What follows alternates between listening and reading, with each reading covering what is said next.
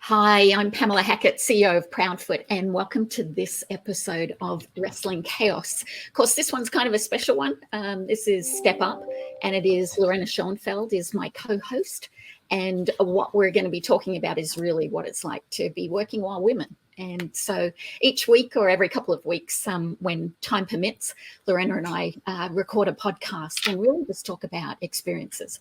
We've got 20 years that separate us, but both senior executives in the consulting field. And so often we're asked to have breakfast with people or do presentations and chat about our experiences. And so we thought we should put together a live podcast. Usually we pre-record it. This time we thought we'd do this live and allow for a chat and questions to come along. And so hi, and we're really, really thrilled that you can join us on this first live one. So Lorena, a bit of an introduction from you. Yeah, hi everyone. I'm really excited to make this a live podcast. If you haven't had a chance to hear the very first Step Up podcast, you should. So you get up to speed with where our minds are at and how this podcast will be going forward. I am Pam's chief of staff, so chief of staff to the CEO. And in that role, I support Pam and the organization in all strategic initiatives. I'm also Proudfoot COO, where I support the organization itself, making sure that it runs on the everyday, that all of the small yet large projects that keep our business moving and running are on track and at the right speed. Yeah, so I'm really excited to be there. And I think together, it's been a great team for me. So as someone who's in a CEO role, I think you've always got to have that buddy in the business that you can count on, rely on, someone you can have a chat with, whether it's a good day, a bad day, or, something in between. Share the success with, or, have a glass of wine and think, oh my goodness, that was a week. You always need that kind of partner. So I think that's one of the bigger lessons learned. But where we left off from the last podcast was we talked about some of the real key things that were lessons learned, if you like. And one of them was all about agree or disagree, but commit, and how sometimes you don't like what's going on or you may not agree with it. But after the decision's been made, you've got to commit to it. You can't walk out the door and say, I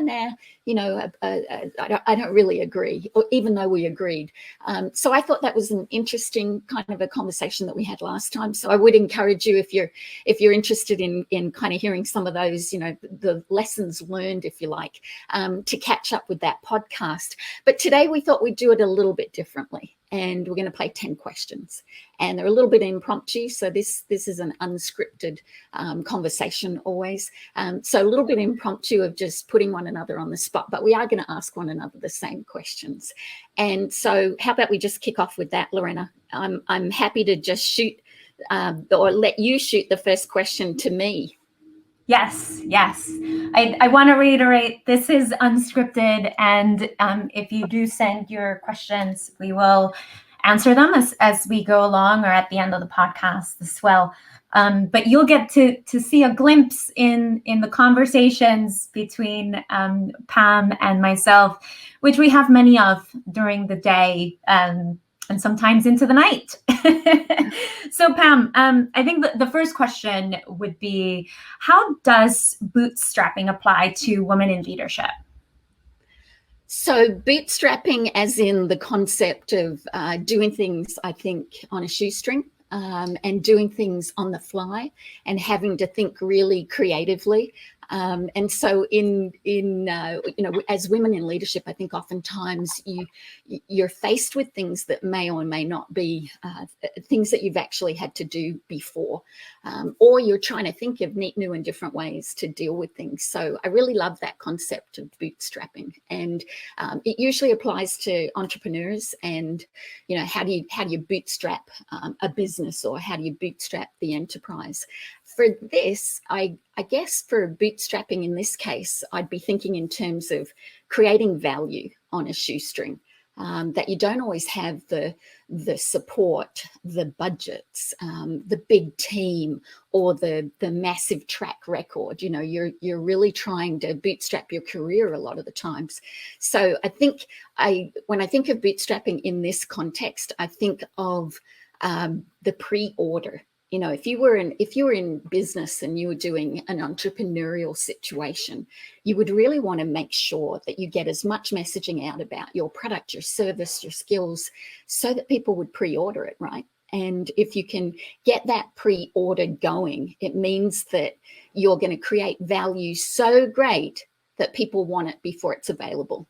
And that's, I think that's kind of one of the lessons learned about, and maybe it's not just a woman thing, but anybody in business, anyone in their career, anyone looking to really build a career, you want to make sure that you're building that value so that people come to you and say, I think this person could do this. You know, you're creating that value literally before it's actually available. It's potential, isn't it? It's like bottling potential. So think about how that applies to your career, and think about how it can reduce the energy to be able to get to the next step. You know, if you can build the anticipation and have people think about you in terms of potential, and allow them to see it, that to me would be a really big deal. And it would be a bootstrap kind of way to think about it. At least that's kind of how I've thought about it. Over to you, Lorena. Yeah, no, I think on building value, I think it's no different than managing a company's brand. You're really managing your own brand, right? So what is the value that you serve to your customers typically is the question that we ask here at Proudfoot. What is the value that we're really giving to our clients, and how are we helping them? It's if you take that and you strip that back into your personal level, it's the very same concept. How do I actually provide the most value? I think for me, if I think of, okay, so bootstrapping and budget on a shoestring, one of the most important things that we could do, whether you're a woman or not, it doesn't really matter, but is to really promote your success and your work. I once read, and my dad gave me a book. It's called Ambitious when I was in college. And because he wanted me to be ambitious and he wanted me to reach my goals. And I remember reading, and it really created an impact. And I read, it was the first time that I had read that typically men promote their successes a lot more than women. And men are a lot more vocal about the things that they do and the success that they've had. Whereas women typically tend to take a seat and step back and be a little bit more quiet, maybe for the fear of being shown as, oh, there she goes speaking again, or, there she is again. And I think that if you were to strip everything back to just you and managing your persona and your brand on a shoestring, the best thing that you could do is that word of mouth and promote your successes, because your successes are just as important as everybody else's. And the reality is no one is really going to know unless you have a really good boss, which I definitely do. And I hope all of you do as well. Nobody's going to see that unless you promote that for yourself, especially if you're in a big team with a lot of people. You want to make sure that your contributions are well noticed. So I think that's kind of like a lesson learned that I took from a book that my dad gave me when I was in my early 20s. And I've carried that along throughout my career. Yeah, and it's that concept of no one can sell you as good as you can sell you, because nobody knows you as well as you do. And I think if there was something that I would recommend, it's you got to practice positioning and selling yourself.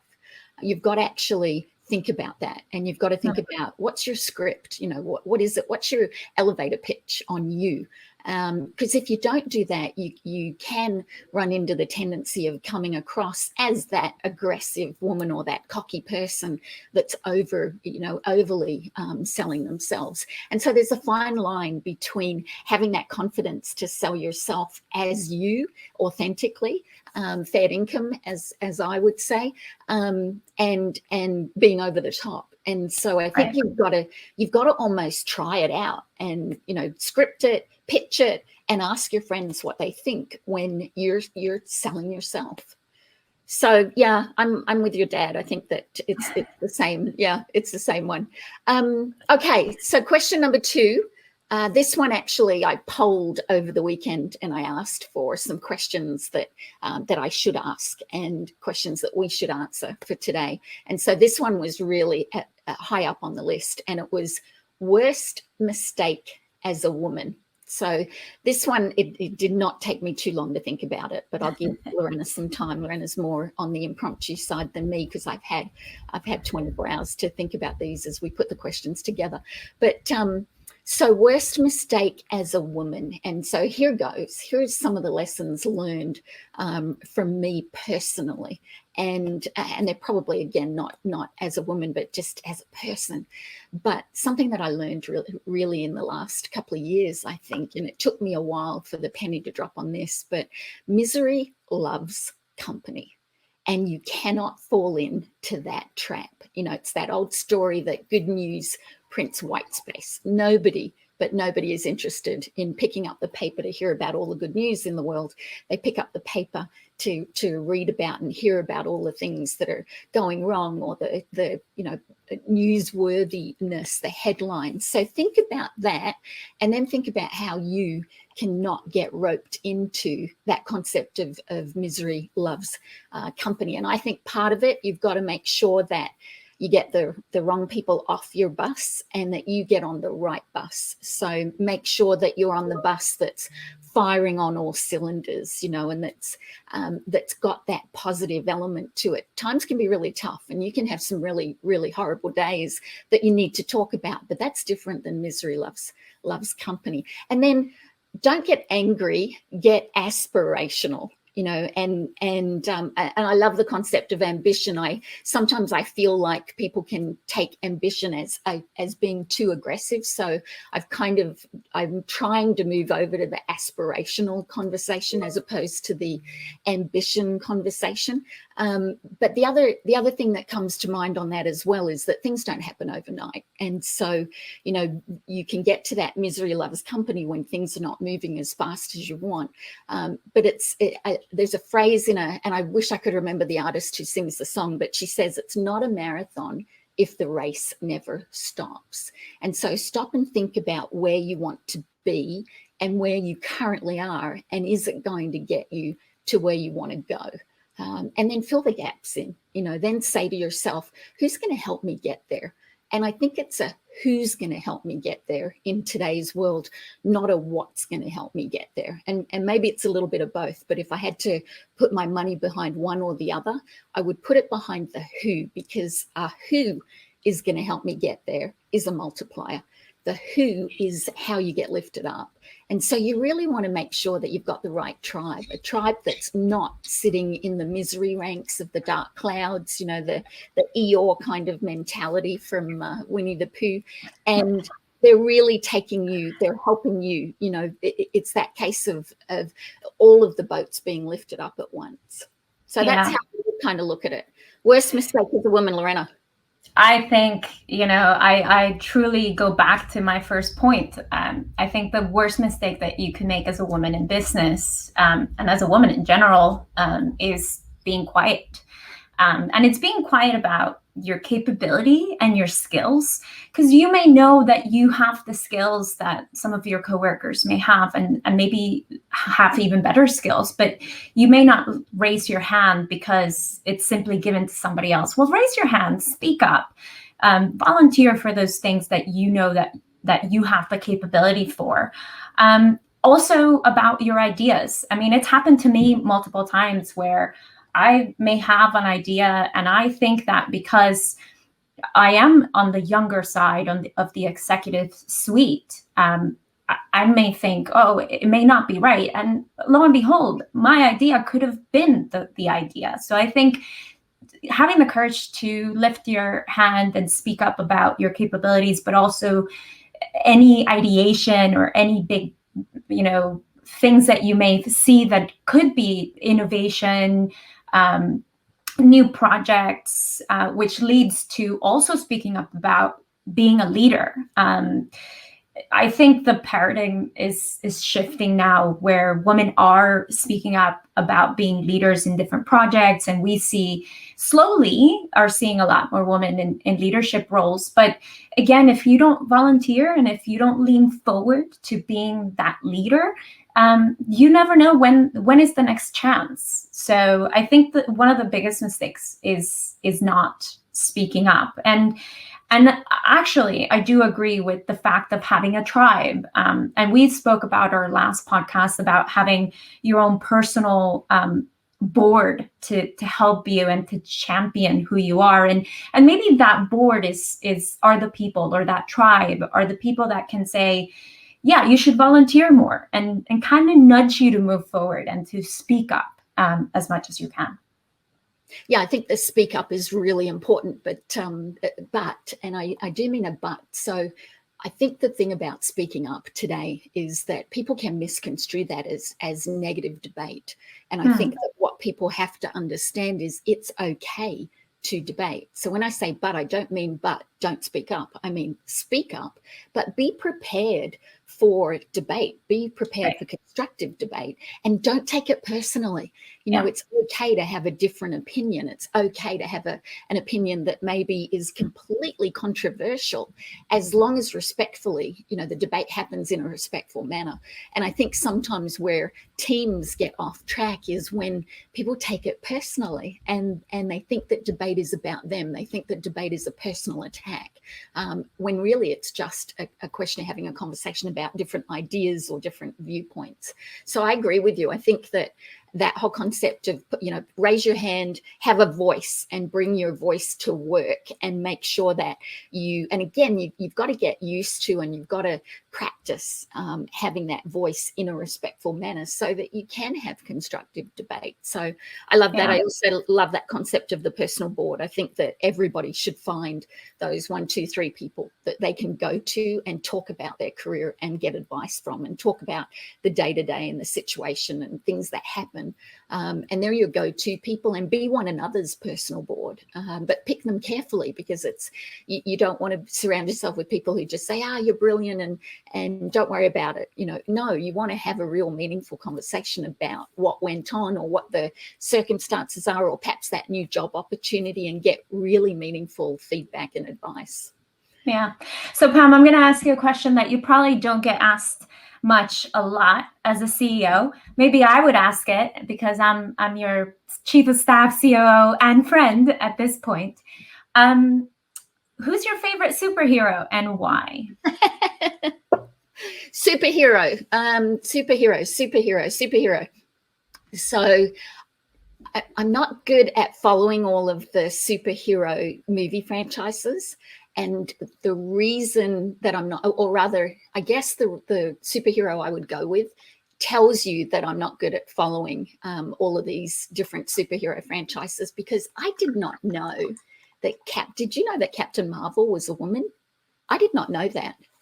And so how could I have escaped, you know, however long that whole comic books and the movie franchises have gone, and not known that Captain Marvel was a woman? So I'm going to have to go with Captain Marvel.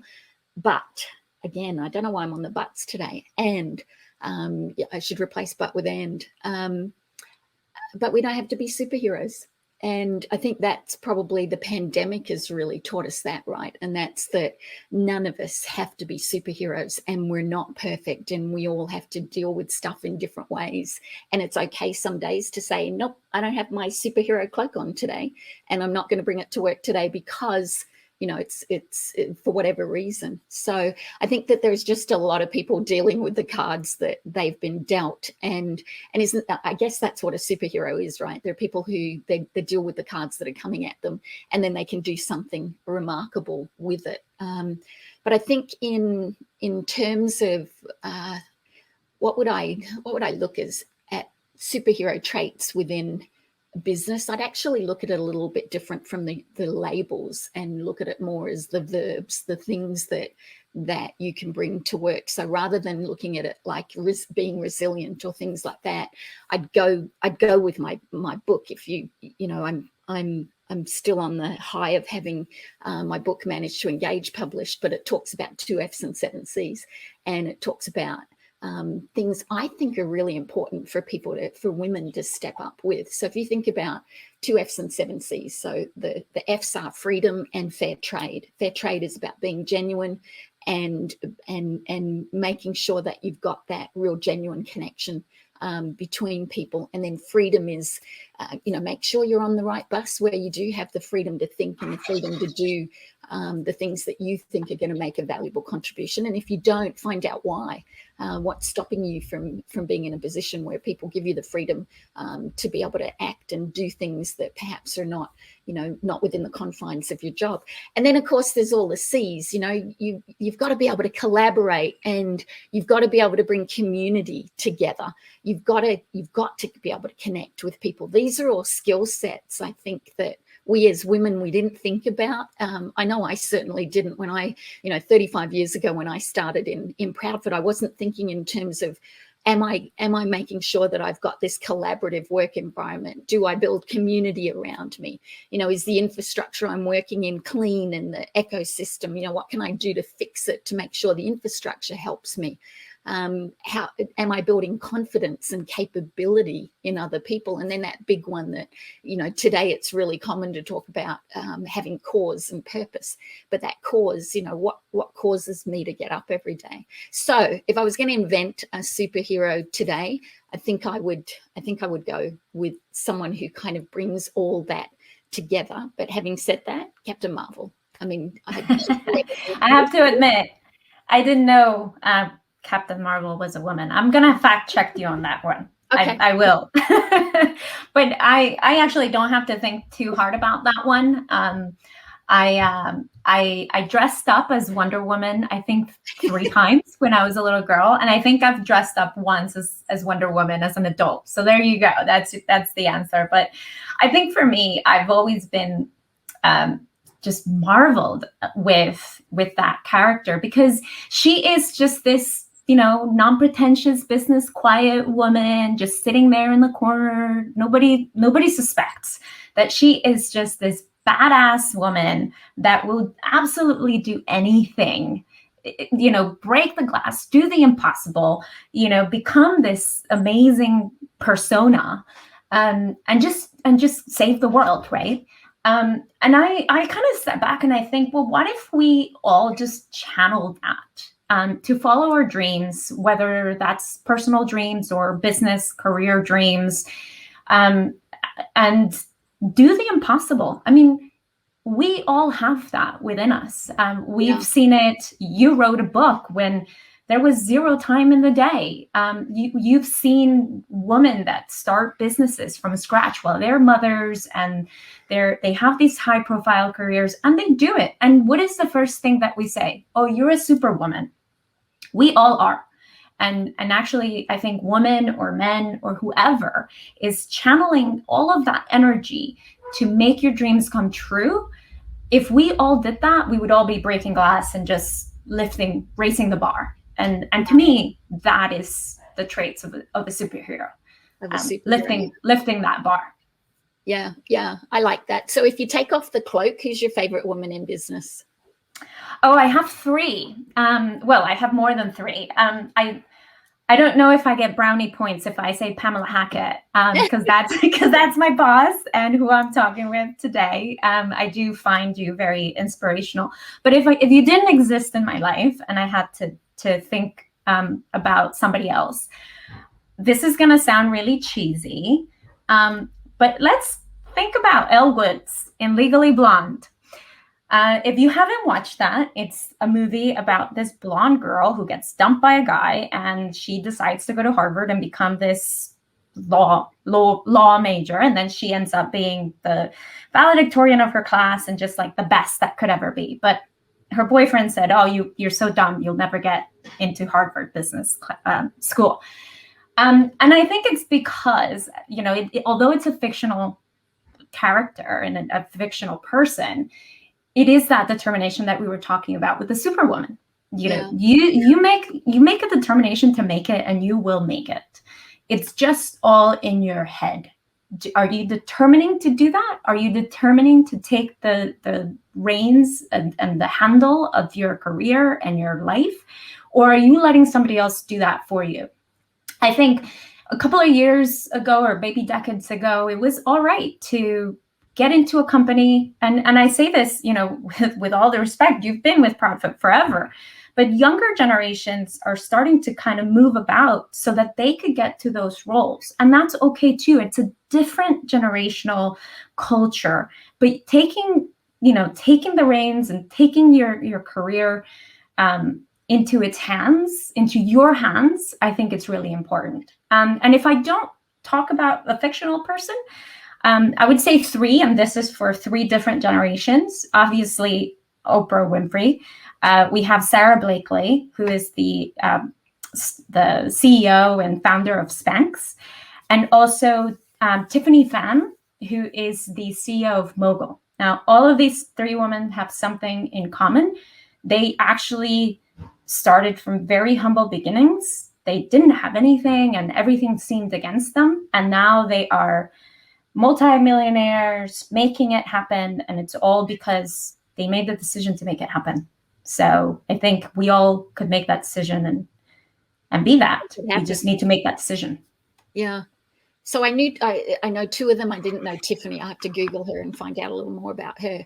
But yeah, do you think when I get asked about that, I almost think that you can learn from anyone, and there's so many different circumstances during the day, the week, the month, the year, where stuff happens, and when you reflect on it, you think, wow, that person handled that in a way that was really superb or really different. And they don't always have to be the high profile celeb type leader. They can be, it can be someone who works for you or side by side. Or, I learned, that quote that I said earlier about it's not a marathon if you never stop running. I think that's something that you've taught me, because you take a break and you stop and you go and get regenerated through your yoga or your hobbies or your hiking. And so that's been a big learning for me, because I've been a 24/7. I love my job. It's a hobby. I work around the clock. But boy, after 35 years, it's exhausting. And so I think that's a brilliant lesson from you. So I really think that there's all these wonderful people that are around you, that if you take the time to really see them and to look at what they're doing and listen to what they're saying, and not always prepare what you're going to do or say or how you're going to act next, but really listen and connect with where they're coming from, that there's a huge wealth that you can learn. Take a breath and listen to them. But if there was, I'm doing my buts for every question today, but if there was one person at the beginning of the pandemic, I watched a webinar with Brene Brown, and she said something really interesting. And she said that she can be really scary when she's scared or when she's frightened of something, and that can have a huge impact on other people. And so she became my favorite, businesswoman, if you like. I remember watching her TED Talk years ago, and then you had gotten me onto her documentary that I really enjoyed. And, there's so many things that she brings to you to be able to think about. But when she said that, I can be really scary when I'm scared, and it may not be a direct quote, but I guess what she was saying was that it's okay for you to be scared, but you have to be careful about the impact on other people. And you've got to really watch the way that you're acting, because of the impact that it has on others. So I'm now an even bigger fan of hers, and that helped me get through the pandemic in terms of leading teams, because when I felt myself getting a little bit, on the edge of that scariness, because it was something that none of us had experienced before, and there's nobody who had any answers. I knew that I had to take a breath and perhaps sometimes just back out of calls or meetings, so that I was in the right headspace to be able to really make sure that the conversation went the right way. And I think that that's a really important thing to recognize. I think that it's okay if you can't show up 100%, you've either got people who are okay with that and you can say that to them, or you're going to have to just say, actually, today's not the day for us to have that discussion. And that's okay. So that's kind of how I looked at it. And then, of course, there's Iris Apfel, who's just turned 100, and she's like, her book, The Accidental Icon. I love her. Yeah. I don't really know much about her, but I do know a lot about Brené Brown. Here's a plug for her, right? I think she has great, fabulous books, so you should go read them if you haven't. So as a woman that runs a global consulting company with operations all over the world and, multi-years of, 75 years of experience, you're the CEO. Not the company, right? Not you, but the company. What is your definition of success? So this one I actually didn't have to think about very long. And sometimes I think it's kind of an odd definition, because a lot of people define success as in the position you're in, or, the physical things that you've got, or the experiences that you've had. And I define it more in the way that I look to the future. So I think success for me is how often am I sitting on the edge of possibility?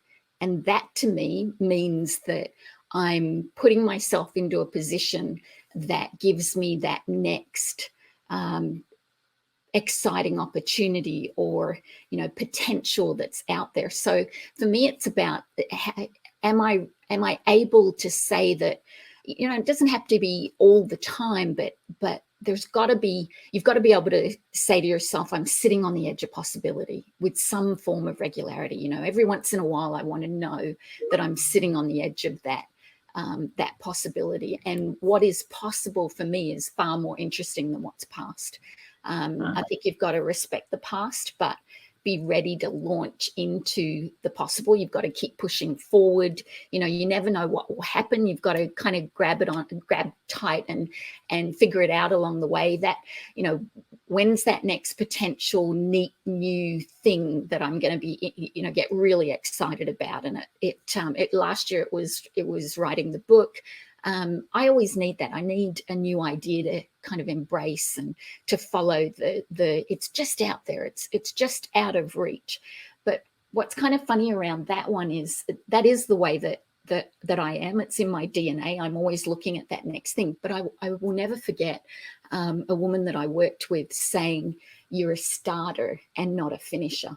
And I was mortified. And she did not mean that in a nice way. It was, you start stuff, but you don't always finish it. And I just thought, wow, isn't that a really linear way to look at things? Because if you're not starting a whole bunch of things and not everything's going to work out, then you're placing your bets on that one thing that you hope will work out. And so I think you've got to have, you got to sit on the edge of that possibility all the time and really, for me, and really think about the art of the possible. So I think that's a really important one. Now, having said that, you've also got to pick, the battles that are big enough to matter and not so much worry about the, small enough to win. So I think you do have to have many, many things, and you do have to start many things. And then those one or two really important things are going to come out of that. So that's how I kind of look at success. Yeah. And that's interesting. I love that, you want to have start a whole bunch of little projects, so that you're also peaking what's in your interest. Maybe you start something and it's maybe not what you thought. And I think, if I think about that kind of like in reverse, well, what would that mean for me? I mean, I'm at a different stage in my career than you are. I hope and aspire to be the CEO of a large organization someday in the future. But, at one point, I remember, even as a little girl, my dream was, and I don't know why or how it came about, but I wanted to be the CEO of an organization.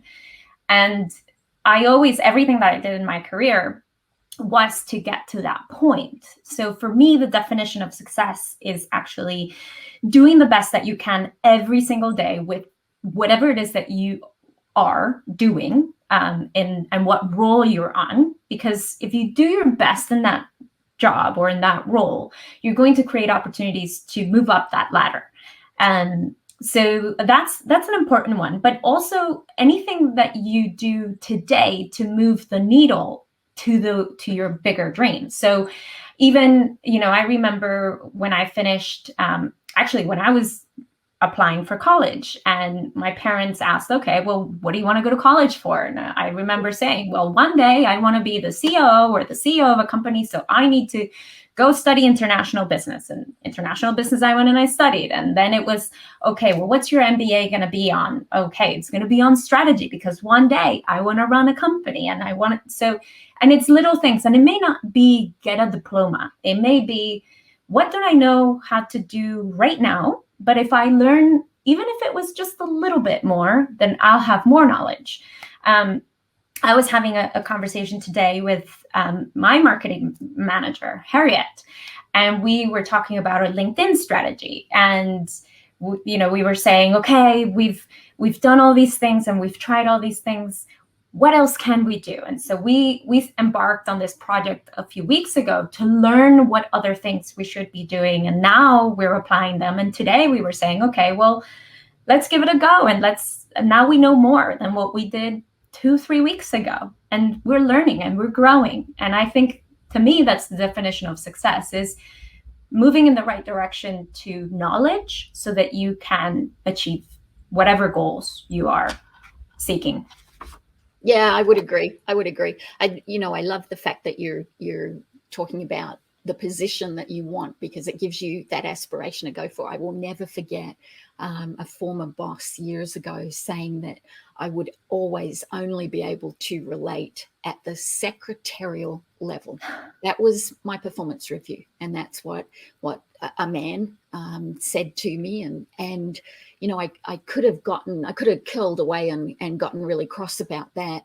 But that's that concept of don't get angry, get aspirational. A little bit different from me in that I actually never thought about the role that I wanted to be. I never thought, oh, I want to be a CEO. And I didn't ask for the CEO job, which is kind of funny. I'm the one who always says, make sure you raise your hand and throw your hat in the ring. I had asked for a number of roles before that. I'd been in a non-line management role as the head of our People Solutions Change Leadership team. And then I saw one of our markets that needed some help, and it was our Asian market.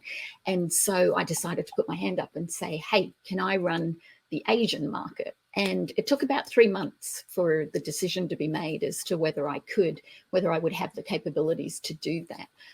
And then I did the same with our European market and asked if I could pick up the European market, but I didn't ask for the CEO role. And I think the main reason there was it was such a big and different role for me that I would never have thought of it. And so it became me being asked if I would like to take that role. And that took a lot of thinking, a lot of reflection, because I knew it was going to be a really tough job, and you had to be up for everything that comes with that. It's not an easy role by any means. It can be hugely satisfying some days, and it can be hugely demoralizing other days. But back to that original statement, you don't get angry, you get aspirational, and you just, what is it that I really, I can do this, and not so much that you need to prove others wrong, but you need to just bring yourself back and say, no, that it's interesting what that person thinks, but it's not me, and I'm okay with that. Yeah. So what would you reinvent, knowing what you know today, and with the very successful career, with its ups and downs and all of it in between, what would you reinvent about yourself if you could? Have you watched the show Ted Lasso? No. Do you know what I mean? No. No. An American coach goes to coach an English soccer team, and it is fantastic. It was actually a client of ours recommended it. He said to me, you ought to watch this show, Ted Lasso. It's really all about coaching, and it's about business, and it's about how to relate to people and that. And I'd always seen the ads for it and thought, oh no, that doesn't look like it looks like a sports show that I would never be interested in. But because someone recommended it, I thought, maybe I'll take a look at this. So he said, so Ted Lasso is this fictional character who's a soccer coach, and he says, be a goldfish. And I had to listen and think about what he really meant by that. And then he explains it, but it's have a short memory. Don't hang on to stuff. When things happen that are wrong or that you don't like, move on fast. Don't let it drag you down. Don't make it be you. Don't make it force you to be an energy vampire. So, and then I think if you carry that thought forward, you almost have to say, so when that stuff happens, speak up, deal with it. Don't let it fester inside you. Deal with it. Talk to the people that something has gone wrong with, and do it in a respectful way, but do it with them. Don't talk about them. Don't go home and moan about it. Deal with it. And that is a big lesson learned. That's, if I could have done that years ago and just be a goldfish, have a shorter memory when it comes to the bad stuff that happens during the day, and deal with the guys who, when you've got that passive aggressive person who, is always kind of niggling at you, deal with it, call them out on it, talk to them respectfully, put it on the table, and then move on. So I think the reinvent is be a goldfish. And isn't that a lesson for everything, life and careers? And every day is a new day, and be grateful for a new day. Isn't that right? Yeah, I wish I'd learned that years ago. I mean, the amount of heartache and the amount of time I've spent, going home and really overthinking things. And we're always told as women that that's something we do. That I remember a guy I worked with once said, while you're still thinking about that stuff that happened today, in 2 days' time, the moment it happens, my head's already on the golf course, and I'm just wondering how my next swing's going to be. And so, that's that concept of be a goldfish. I wish I'd learned it years ago. Yeah. I actually, I think this is a very tough question, because, we're our biggest critics. But when people say, well, what would you change about yourself? And other than to say that I wish I had a few more inches of height, for those of you who know me, I'm quite the little girl. It's a tough one. How you say that, Lorena. Lorena is Tinkerbell with a really tough left hook. Just watch out. Yeah. But I kind of had to sit back and say, well, what is it? And the reality is, I think this happens to all of us, regardless of who we are and where we are in life or in our careers or anywhere we want to be. I think we all, at one point in our lives, and maybe every day, depending on who you are, suffer from that imposter syndrome. And when I'm very much into like psychology, and I love to know how the brain and how people react and all of that stuff. There are all of these kinds of, imposter syndromes. You want to be the superhero, and then you give yourself all of this workload, and you won't stop until everything is complete. Or you want to be the perfectionist, and because it's not perfect, then you feel like you're an imposter because it's not perfect. You want to be the genius that knows it all, and all of these things. There's a whole bunch of imposter syndromes, and the one thing I think we all have it, and I've certainly had it at different points in my career. And I wish I would have learned earlier that the more that you step into your power, the more it'll go away. And also, not everything has to be perfect. And actually, something is better to get started and to get it done, even if it's not perfect, but get it going. Because otherwise, we've dealt, you and I, Pam, through our relationship with the business. We know that some people will say, yeah, I'll do this massive project, and they never even get started or even complete it because they want everything to be perfect. And that is a way of imposter syndrome. So just get going, even if you don't know what it's going to look like, but get going, and you'll get there faster, and you'll get places. Yeah, agreed. So what do you say when people ask you, how do I get in the room? How do I get, yet alone get the seat at the table? Because that's really the big question for senior women, is how do you get the seat at the table at the executive suite? But how do you get in the right room along the way? What do you give as advice to people on that? I think that's quite simple, and it may come to no surprise. Have a voice, but a voice doesn't always have to be vocal, right? So I think through the quality of your work, you are giving yourself a voice, and the passion in which you choose to encounter every day is the voice that you're giving yourself, the presence that you're giving yourself in a room. If you choose to, like in the world of COVID, if you choose not to get up and get dressed and be ready in your computer and be there, and if, let's say, you choose not to do your tasks because no one is watching, you're taking away from being in that room. So I think the quality of your work, the passion in which you show up every day, speaks for itself. And that is the best way to walk into a room and show, here I am, I deserve to be here. I think it's as simple as that. And we're in full agreement there. Yeah, I wouldn't add anything. I think give people a reason to say, yes, you deserve the next job, or yes, you deserve the door to be opened, or yes, you deserve the seat at the table. And don't expect people to read your mind. Make sure that you make your intentions actually known. I think that's the key thing, is to not everyone knows what you're thinking. Not everyone knows what your aspirations are. So make sure that you're letting them know. Yeah. So how do you think you'll pay it forward? So I always think that once women get that next job, it's that old story of, you've always got to, turn around and lift that next person up with you and make sure that you're all kind of moving forward together. How do you think you'll pay it forward? Yeah, I think, I am in a place in my career where I know a lot of other women that are wanting to get into executive roles. And I think paying it forward for me, where I'm at, is helping lift others as I climb myself.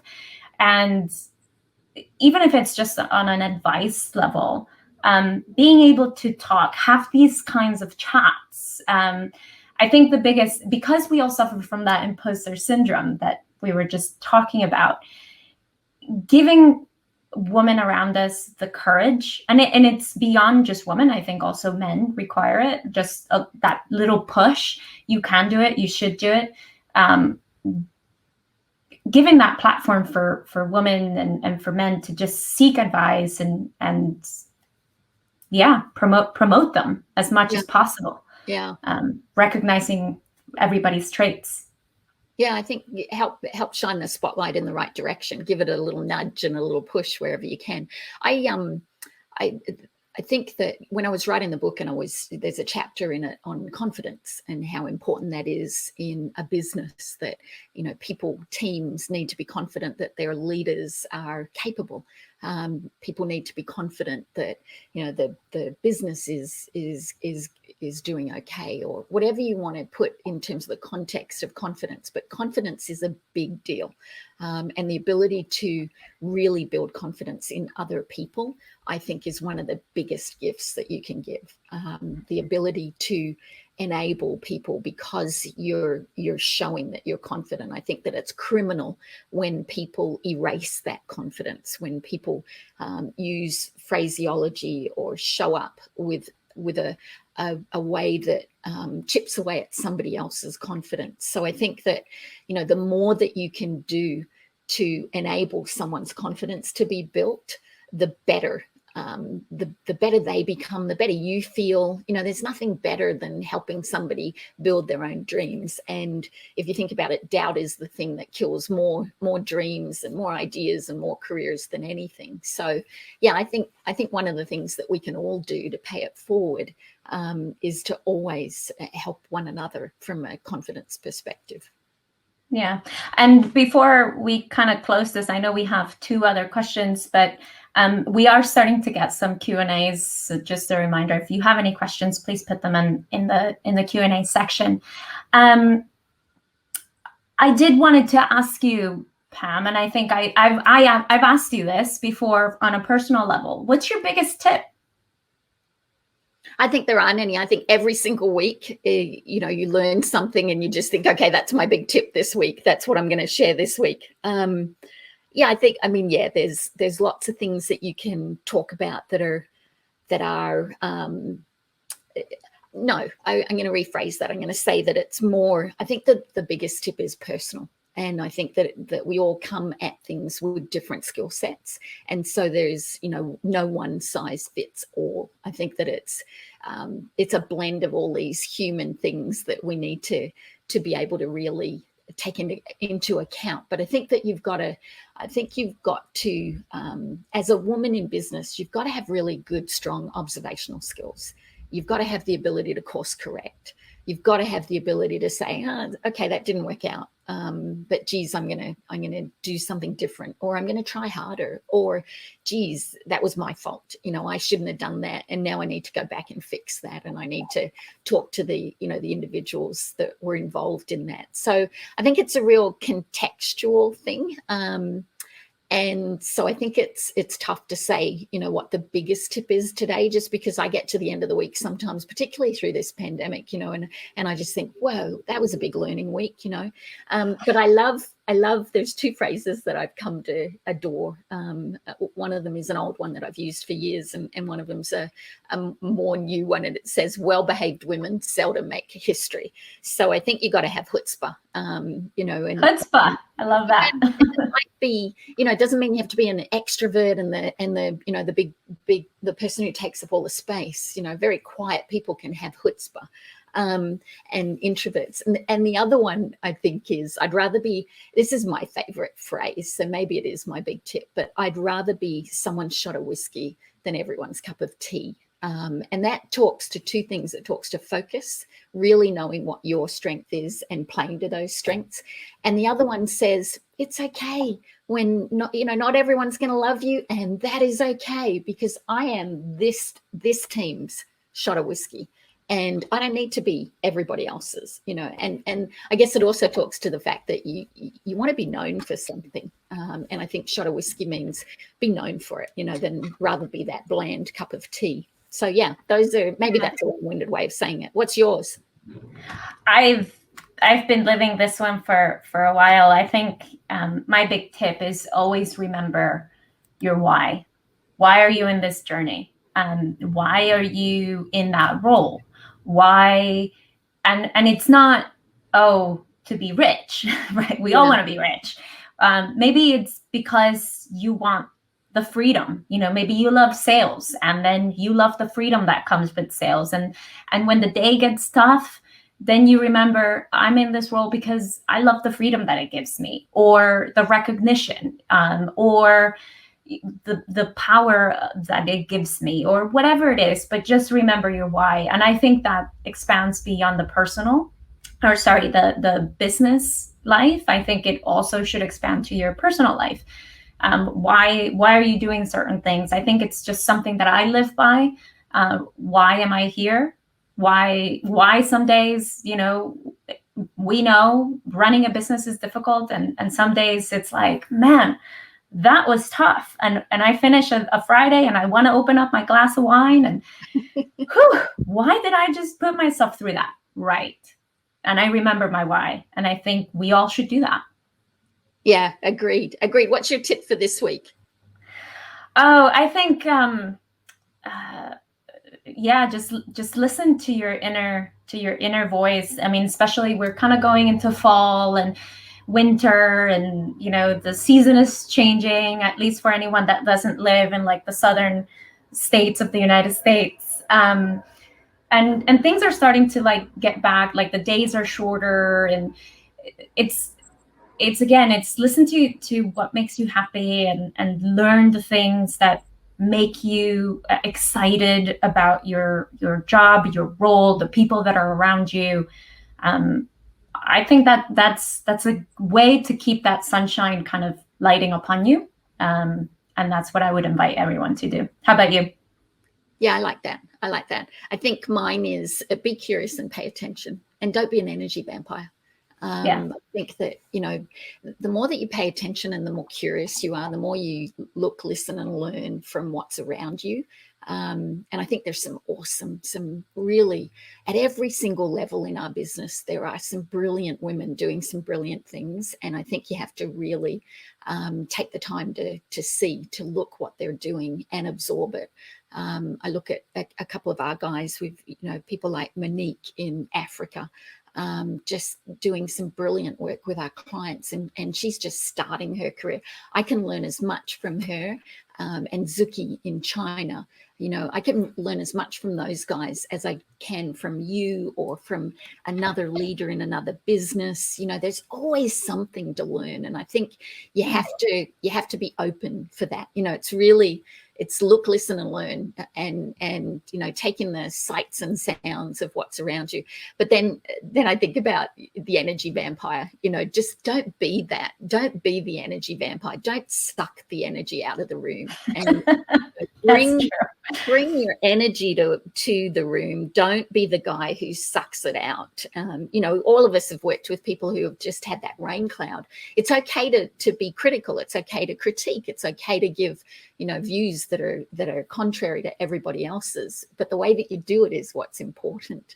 And I think that don't be an energy vampire is a biggie. So Pam, we have 5 minutes left, and I kind of want to get to questions. I've kind of gone through the questions that have come in through the chat. Thanks everyone for listening and submitting your questions. I think there's one that's really important and that stands out, and this one's for you. How do you go about creating your tribe, especially in this remote and seemingly disconnected world? Oh, okay. So I think it takes a huge amount of effort, particularly, for all my, if the question is to me personally, then, what people don't know about me is I am actually a bit of an introvert. And so for all of my, bright, smiley bubbliness, if I stayed home and didn't talk to somebody for a week, I would be okay with that, because I'm okay with my own company. But if you're that kind of individual, you have to make an effort to not allow that to happen, because the world can pass you by. And so I think more than anything, you've got to make that effort. You've got to really put yourself in a position where you're making the connections and you're searching for those connections with other people. And you're really, you're forcing that to happen, and not just with your own immediate tribe. You know that we practice 1-5-30 in Proudfoot. Check in once a day, not up. Check in once a day, have a really meaningful conversation once a week, and then once a month have a real career-based, developmental, interesting conversation about where and allow people to make their intentions known. So I think that's all really important. But I think you've also got to keep searching for new people to bring to your tribe, and you don't have to replace the others, but you want to get different perspectives, and that really is something you have to think about and force yourself to do routinely. Particularly now, you've got to look for ways. So I sign up for a lot of seminars. I make sure that I join webinars. I check in with people maybe who are not in my immediate circle, my immediate tribe. Every once in a while, I throw an email their way and say, hey, how's it going for you? What are you experiencing? And I think you've got to do that. Yeah. So the other question I like from in here is what is it that, if I get it right, what gave you, where did you get your inspiration from to want to be a CEO or to want to be that senior executive? I could write a book about it. But I think it was seeing the struggles. I am a Colombian-born South America, first generation immigrant to the United States, and seeing my parents work so hard to try and get that future for my brother and myself. I was determined to change the course and to make my parents' efforts be for something.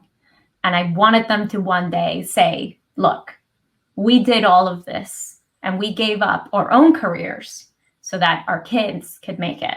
And they have. And to me, my family has been my biggest inspiration. Fantastic. Yeah, yeah. And yes, and having met your mum and dad, I know they're super proud of you and everything that you do. I love them. Yeah. Just really, really super proud of you. Well, I'm super happy that they did that, because I'm really happy that our paths crossed. You know, it's been an amazing experience for me to have somebody like you as a buddy in business, and I think everybody needs that. You know, you need someone who understands the nature of the work that you're doing, so that you can have those conversations. And clearly, you know, your background, something in there enabled you to be that person who can be a great buddy and a great colleague, but still get the job done and you know, lead other teams, and the whole bit comes together. So it's fantastic. Okay, I think we're out of time. So you know, the big thing about Step Up is really that concept: step up, and make sure that your voice is heard, and that you have that you create those opportunities. You know, sit on the edge of possibility and look for what the opportunities are, and then when they're out there, step up and go break some glass. Go break some glass. We'll see you on the next one coming up in 2 weeks. Thank you for staying with us. And if you have any questions, send us a message on LinkedIn.